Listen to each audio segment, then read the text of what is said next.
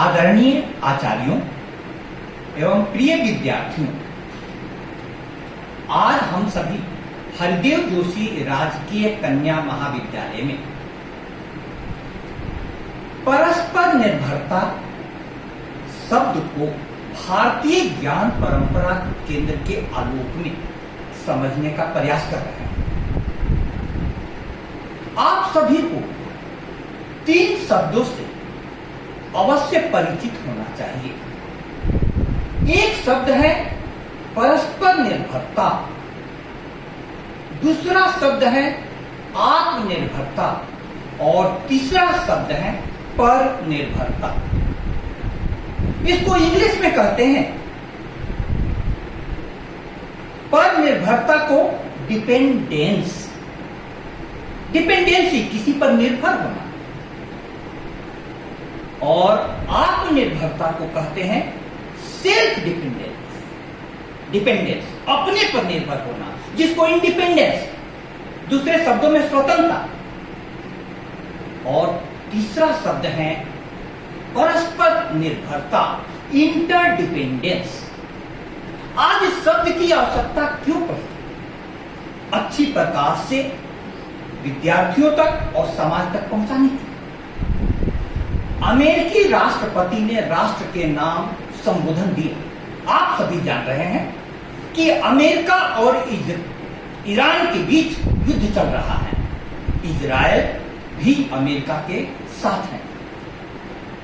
इस युद्ध के बाद आप हालात देख रहे हैं विश्व में, सब जगह, सभी जगह गैस और पेट्रोल की किल्लत होने लगी है।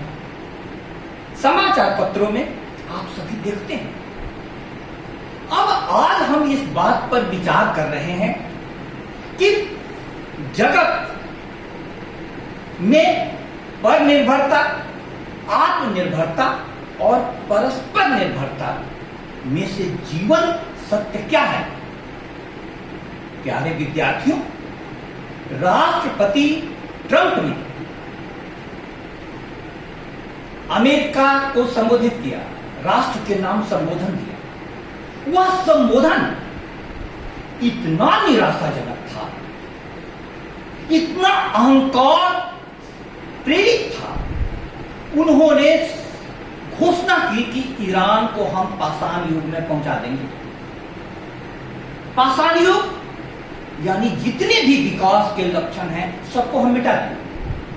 जब लोग पत्थर के औजार रखते थे उस युग में पहुंचा देंगे। और उन्होंने बार बार कहा कि मेक अमेरिका ग्रेट अगेन, हम अमेरिका को महान देश बनाएंगे। हमने ईरान को पूरी तरह से खत्म कर दिया है। हम अपने गैस और तेल पर आत्मनिर्भर हैं, किसी की कोई जरूरत नहीं है। उन्होंने यह शिकायत भी की कि नाटो ने मेरा सहयोग नहीं किया। अब नाटो ने सहयोग नहीं किया यानी आपको दूसरे के सहयोग की जरूरत थी। पर निर्भरता एक सच्चाई है, उनको सहयोग नहीं मिला। खाड़ी देशों ने भी उन पर दबाव बनाया। तो आपकी निर्भरता तो थी। दूसरा, आप बोलते हैं आत्मनिर्भर। क्या जगत में कोई भी देश या कोई भी मनुष्य अपने आप में पूर्ण हो सकता है? यह सोचने की जरूरत है। मेरे प्यारे विद्यार्थियों,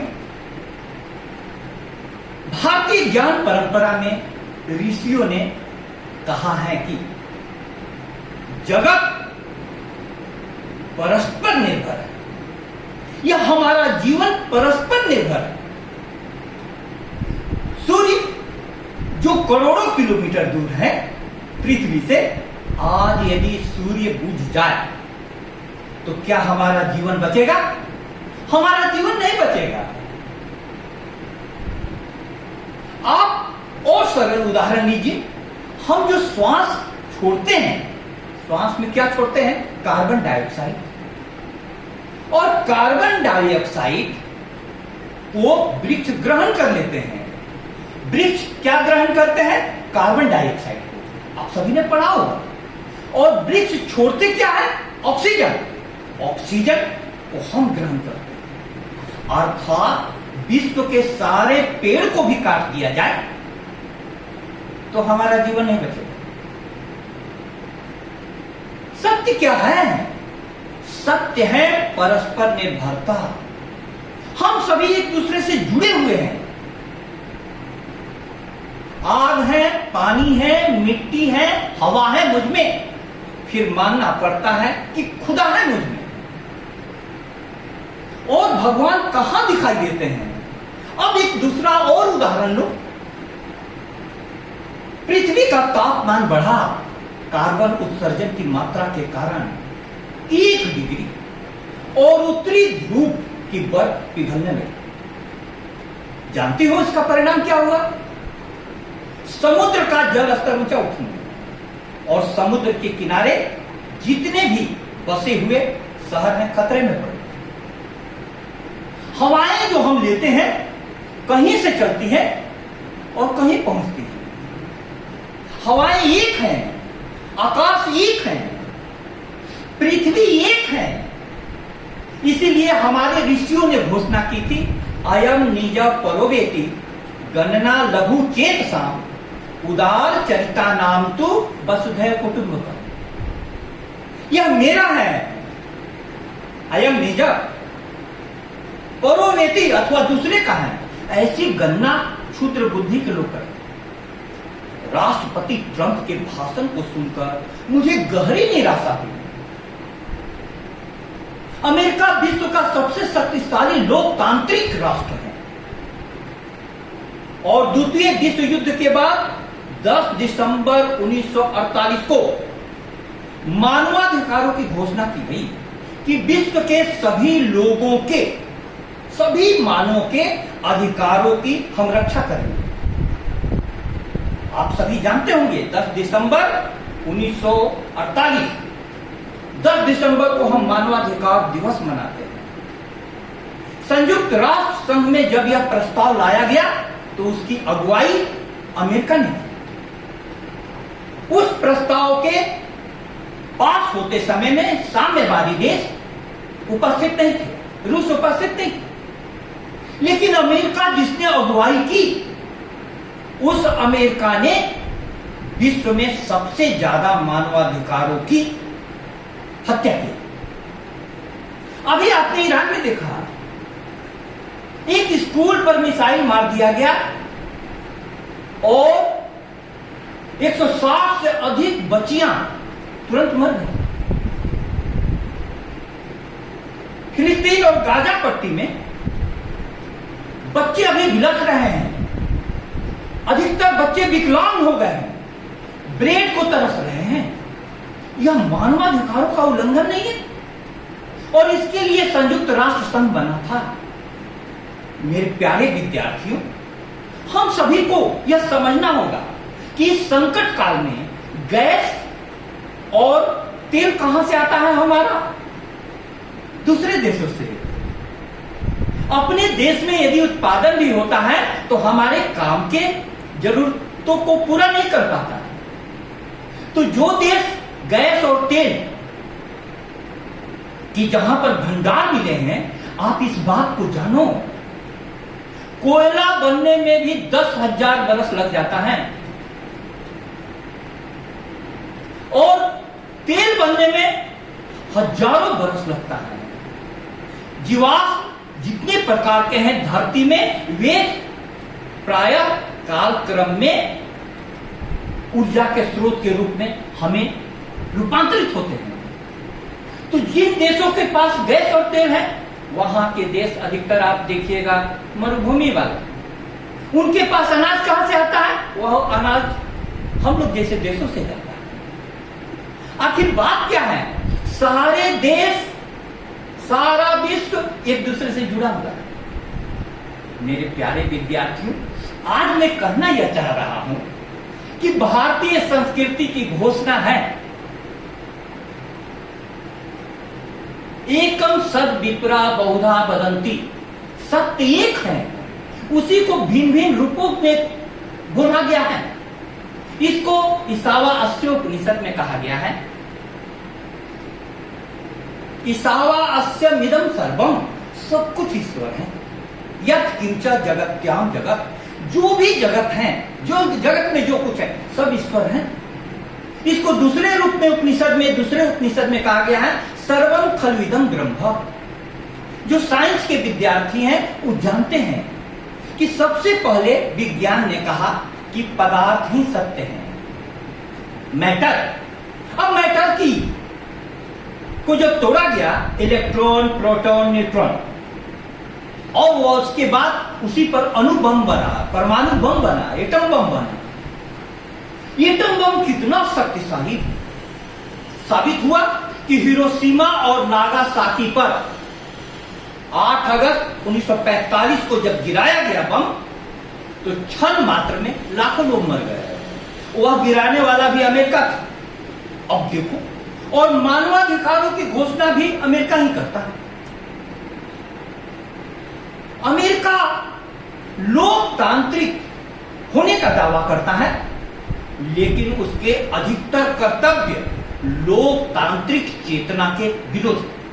जैसे अभी वेनेजुएला के राष्ट्रपति को अमेरिका ने गिरफ्तार कर दिया, जबकि मानवाधिकारों में स्पष्ट रूप से लिखा गया है कि किसी भी राष्ट्र की संप्रभुता का सम्मान किया जाएगा, किसी भी मानव के अधिकारों का सम्मान किया जाएगा।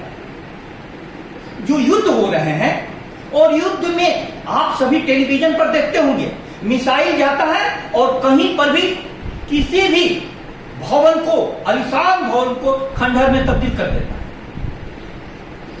पाषाण युग में हमने पहुंचा दिया। अमेरिका का राष्ट्रपति कह रहा है, क्या यह शोभा देता है? ध्वंस बहुत ही सहज मगर निर्माण कठिन है, पतन बहुत आसान मगर उत्थान कठिन है। 1 सेकंड में आप किसी भी चीज का विनाश कर सकते हैं, लेकिन सृजन करने में कितना समय लगता है? बहुत समय लगता है, बहुत समय लगता है। अब आज हम इस बात को समझने का प्रयास कर रहे हैं कि भारतीय संस्कृति ने परस्पर निर्भरता का मूल संदेश जो दिया है वह है अद्वैत दर्शन के द्वारा। अद्वैत दर्शन माने क्या हुआ? जगत में 2 तत्व नहीं है, एक ही है चेतना। अब चेतना को थोड़ा समझो, हम में भी वही चेतना है, तुम में भी वही चेतना है। शरीर अलग अलग है, लड़के और लड़की का शरीर अलग होता है, लेकिन चेतना तो एक होता है। सब में चेतना है। और हमारे शरीर में ही जैसे नाखून बढ़ जाते हैं, नाखून काटते हैं तो दर्द होता है? नहीं होता है। बाल काटने पर दर्द होता है? नहीं होता है। अर्थात वह अब क्या बन गया? चेतना नहीं रहा, अब वो पदार्थ में तब्दील हो गया। तो जगत में सब जगह चेतना है। तो हमें आज के विश्व के हालात में हमें यह समझना होगा कि भारत का नागरिक होने के नाते हमारे मौलिक कर्तव्य क्या है, हमारी जिम्मेदारी क्या है, विश्व की राजनीति किस ओर जा रही है। अमेरिका के नेतृत्व में हमेशा दूसरे देशों पर आक्रमण हुआ है। अमेरिका ने सब जगह अपने सैन्य बेस बना रखे हैं, वहां से हथियार पर्याप्त हैं। विश्व को कई बार नष्ट करने की शक्ति आ गई है इस देश के पास। जब द्वितीय विश्व युद्ध के समय में जापान सरेंडर करने वाला था, उस समय अमेरिका का राष्ट्रपति थे ट्रूमैन। उन्होंने कहा कि एटम बम गिरा दो। सलाह देने वालों ने कहा कि एटम बम गिराने की कोई जरूरत नहीं है, बहुत बड़ा विनाश हो जाएगा। लेकिन उन्होंने कहा कि फिर एटम बम बनाया किस लिए गया? एटम बम गिराया गया और क्षण भर में लाखों जिंदगियां नष्ट हो गई। ट्रूमैन ऐसा है। और उसके बाद पत्रकार लोग सुबह पहुंचे कि मिस्टर ट्रूमैन, मिस्टर प्रेसिडेंट, लाखों लोग मर गए क्षण मात्र में, क्या आप रात में ठीक से सो सके? जानती हो, अमेरिका के राष्ट्रपति ट्रूमैन ने कहा, बहुत दिनों के बाद मुझे गहरी नींद आई। अब प्यारे विद्यार्थियों, थोड़ा सोचो, लाखों आदमी को मारने के बाद किसी को नींद आ जाए, क्या हम उसको मानव कहेंगे? कहेंगे? एकदम नहीं कहेंगे। हम सभी मानव के रूप में जन्म लेते हैं, लेकिन हम में पशुता भरी हुई है, पशुता भरी हुई है। मानव हमें क्या चीज बनाता है? देखो, विज्ञान ने कितने प्रकार के आविष्कार किए। विज्ञान के आविष्कारों के कारण हम कहीं भी अंधेरे में लाइट जला लेते हैं, गर्मी लगती है तो पंखा चला लेते हैं, ठंड लगती है तो हीटर लगा लेते हैं। कितने विज्ञान ने आविष्कार किए। उन्हीं आविष्कारों में अधिकतर राष्ट्रों ने, जो लड़ने की प्रवृत्ति वाले हैं, उन्होंने अस्त्र शस्त्र बनाए, मिसाइलें बनवाई, बम बनाए वैज्ञानिकों के द्वारा। लेकिन वैज्ञानिकों के द्वारा बनाए गए इतने अस्त्र शस्त्र अमेरिका ने इकट्ठे कर लिए। अमेरिका क्या करता है? किन्हीं भी दो राष्ट्रों के बीच में लड़ाई लगवाता है, क्योंकि उसके पास शस्त्र बहुत ज्यादा हो गए हैं, हथियार बहुत ज्यादा हो गए हैं, उन हथियारों की बिक्री करता है। हम जानते हैं कि पाकिस्तान से आतंकवादी आते हैं और हमारे यहाँ पहलगाम की घटना कर देते हैं। कोई कसाब आता है और बंबई दहल जाती है, सैकड़ों आदमी मार दिए जाते हैं। उनके पास इतने खतरनाक हथियार कहां से आए? उनके पास इतने मशीन गने कहां से आए? ये हथियार बनाने वाले राष्ट्रों की दी हुई थाती है। तो मनुष्य के रूप में हमारा जन्म हुआ है, लेकिन मनुष्यता हमें अर्जित करनी है। संस्कृत में ऋषि कहते हैं, बहुत प्यारा श्लोक है, आहार निद्रा भय मैथुनम च समान में तत् पशुभिर् नराणाम्। आहार, निद्रा, भय, मैथुन पशु में और मनुष्य में समान। तो अंतर क्या करता है? धर्मो ही तेषाम् अधिको विशेषो धर्मे नहीं ना पशुभिः समाना। अंतर क्या करता है? धर्म एक हम में और पशु में अंतर करता है। धर्म क्या है? धर्म क्या है? थोड़ा समझो। जो हमको धारण करे वो धर्म है।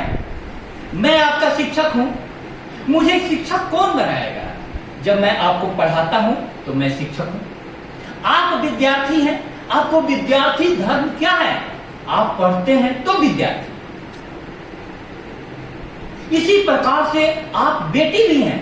बेटी के रूप में आपका धर्म क्या है? माता पिता की सहायता करना। और माता पिता का धर्म क्या है? बेटी को पढ़ाना। इसी प्रकार से राजा का धर्म क्या है? प्रजा की रक्षा करना। और प्रजा का धर्म क्या है? राजा का साथ देना। तो धर्म मतलब जो धारण करे। इसीलिए संस्कृत का एक प्रसिद्ध श्लोक है, राज्ञी धर्मिणी धर्मिष्ठा पापे पापा समे समा राजानम अनुवर्तन्ते यथा राजा तथा प्रजा। राजा यदि धर्म में हो तो प्रजा भी धर्म में होगी। राम राजा हुए, उनकी प्रजा धर्म में थी। दैहिक दैविक भौतिक पापा राम राज काहू नहीं जाता। किसी को किसी प्रकार का कष्ट नहीं होता था, क्योंकि राम स्वयं धर्म में थी। लेकिन यदि अमेरिकी राष्ट्रपति ट्रंप पाप के रास्ते पर हैं, दूसरे देशों पर आक्रमण कर रहे हैं और मनमाने तरीके से चल रहे हैं, तो उनकी प्रजा भी पाप में है। आज अमेरिका में बहुत बड़ा विद्रोह हुआ युद्ध का, क्योंकि युद्ध के कारण सभी जगह आवश्यक चीजों की कीमतें बढ़ती जा रही हैं। पूरे विश्व में तनाव का माहौल हो गया, बेरोजगारी बढ़ेगी, उद्योग धंधे बंद होंगे, मजदूर लौट रहे हैं घर को, कितने घरों के चूल्हे नहीं जलेंगे। तो हमें यह ध्यान में रखना होगा कि राष्ट्राध्यक्षों का, राजनेताओं का काम क्या है? विश्व को शांति की ओर ले जाना। अब विश्व को शांति की ओर ले जाने के लिए उपाय क्या है? इस सत्य को जानना कि हम सभी परस्पर निर्भर हैं। एक बार भारतीय संसद में सुषमा स्वराज जी ने भाषण देते हुए कहा था कि भारत क्या है? भारत वह है जहां कश्मीर का सेव खाकर करके केरल का बच्चा जवान होता है। और केरल के नारियल का पानी पी करके कश्मीर के लोग अपनी प्यास बुझाते हैं, समृद्ध होते हैं। यह है भारत। कश्मीर हिमाचल प्रदेश में होने वाला सेब केरल तक जाता है और केरल में होने वाला नारियल सब जगह जाता है। तो ये पूरा जगत जुड़ा हुआ है। जब तक इस सत्य को समझ में नहीं आएगा, और समझ में भी आ जाए व्यवहार में नहीं उतरेगा। आजकल के राष्ट्राध्यक्षों के मन, वचन और कर्म में भारी अंतर हो गया है। उनके भाषण में, राष्ट्रपति ट्रंप के भाषण में आत्मनिर्भरता, हम एकदम निर्भर हैं, किसी भी देश की जरूरत नहीं है, ऐसे चलेगा? हम सभी एक दूसरे पर निर्भर हैं। यदि आप कॉलेज में पढ़ने नहीं आओ तो टीचर क्या करेगा? टीचर हो पाएगा? नहीं। और तुमको यदि टीचर नहीं मिले तो तुम विद्यार्थी हो पाओगे? नहीं। यह जगत परस्पर निर्भर है। इसीलिए भारतीय संस्कृति ने हमें क्या है? क्षितिजल पाओक गगन समीरा पंच रचित या अधम शरीरा। पृथ्वी है क्षितिज, जल है, जल कितने प्रतिशत भाग में जल है? 70% भाग में जल है। पावक है, आकाश है, सब इन सारे तत्वों को हमारी संस्कृति में देव कहा गया। अमेरिका विश्व का सबसे शक्तिशाली राष्ट्र जरूर है, लेकिन अमेरिका विश्व का सबसे सभ्य राष्ट्र नहीं। सभ्यता को पैदा करना पड़ेगा। एक दार्शनिक से पूछा गया कि सभ्यता के बारे में आपका क्या ख्याल है? उस दार्शनिक ने कहा कि सभ्यता शब्द है, आचरण नहीं। जिस देश के आक्रमण में हजारों लोग मारे जाएं, विकलांग हो जाएं, और उस देश पर कोई अंतर नहीं पड़े। सभ्यता और यहां पर संस्कृति का थोड़ा सा मेरे विद्यार्थी अंतर समझ रहे हैं। सभ्यता मैंने क्या होता है? हम लोग पहले झोपड़ियों में रहते थे, अब हम लोगों ने महल बना दिए, बड़े बड़े कमरे बना दिए। इस सभ्यता का देखने से काफी विकास हुआ है। जीवन को विज्ञान ने सुविधाओं से भर दिया। विज्ञान ने इसमें महत्वपूर्ण भूमिका निभाया है। अमेरिका देश की भी निर्माण में बाहर के लोगों की ज्यादा भूमिका है। कैसे बोलते हैं आत्मनिर्भर? अमेरिका ने अपने दरवाजे सारे प्रतिभाशालियों के लिए खोल दिए और नवोदित राष्ट्र अमेरिका 250-300 वर्ष पहले जो बना, विश्व का सबसे शक्तिशाली राष्ट्र बन गया। तो हम उसने सारे प्रतिभाओं का सदुपयोग किया। कैसे कहता है अमेरिका आत्मनिर्भरता, मुझे किसी की जरूरत नहीं है? परस्पर निर्भर है जीवन। मैं अपनी वाणी को इस बात के साथ समाप्त करना चाहता हूं प्यारे विद्यार्थियों, कि जीवन को गहराई से देखो। हम सभी एक दूसरे पर निर्भर हैं। माँ बाप कमाते हैं और आपकी पढ़ाई चलती है, फिर आप कमाएंगे, बड़े होकर के शादी होगा तब बच्चे पढ़ेंगे। कितना जीवन एक दूसरे से संबंधित है। तो परस्पर निर्भरता को हमें समझना होगा। अद्वैत दर्शन भारत का कहता है कि दो नहीं है जगत में। तो हमें यह समझना होगा कि कहीं पर युद्ध होता है तो बहुत सारे लोग जुड़े हुए उससे प्रभावित होते हैं। अपनी कविता के साथ एक छोटी कविता अपनी सुनाता हूं। एक बहती हवाएं, एक खुला आकाश। ये बहती हवाएं, एक खुला आकाश, बाहें फैलाकर बुलाता है पास। सदाएं इनकी जो सुनते हम काश, खोते नहीं कभी होशो हवास। जुड़े हैं सबके श्वासों से श्वास, अद्वैत से ही भरपूरी होगी आस, अद्वैत से ही भरपूरी होगी आस। कोरोना आया, हम लोगों ने क्या देखा कोरोना काल में? श्वास के लिए हम लोग तरस गए। एक दूसरे के श्वासों से कोरोना फैल रहा था। इतना जुड़ा हुआ है जीवन। उस जुड़े हुए जीवन को बचाने के लिए भारत का अद्वैत दर्शन सबसे बड़ा संदेश देता है। और आज भारत की जरूरत है विश्व को, कि भारत अपने दर्शन को विश्व को समझाए और विश्व को उसी रास्ते पर ले चले। आप सभी ने इस चर्चा में भाग लिया, आपको बहुत बहुत धन्यवाद।